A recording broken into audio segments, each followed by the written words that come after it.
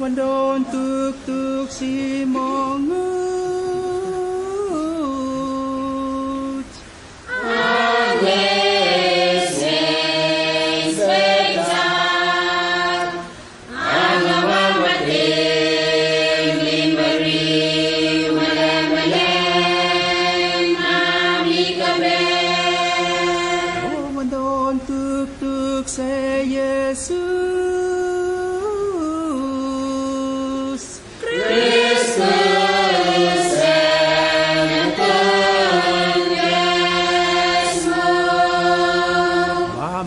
Tenggut Baca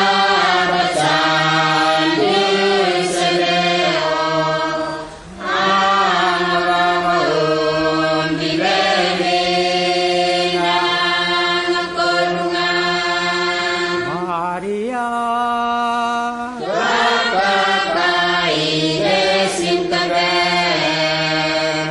Ang sokore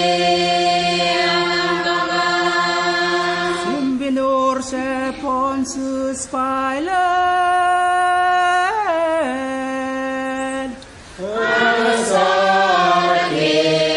ang kutum ni kabel Ingatang baca paring Ngayon sa lumpia Ipapang ng tambang Mga masay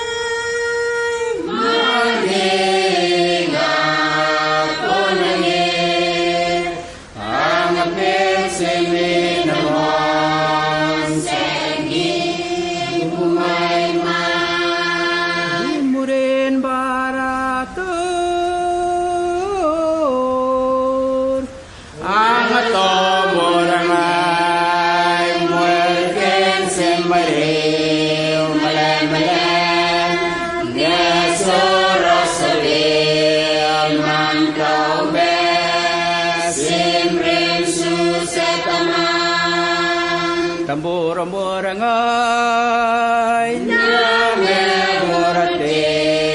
Gigit katong May gigit kamay O bandon tuk-tuk Simpaca-pacan mele-melen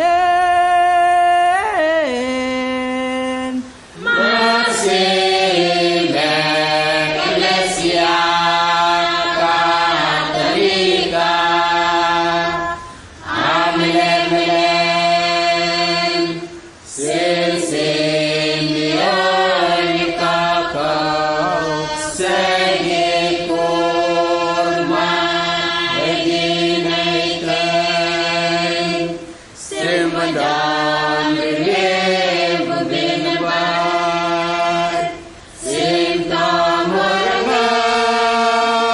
Simple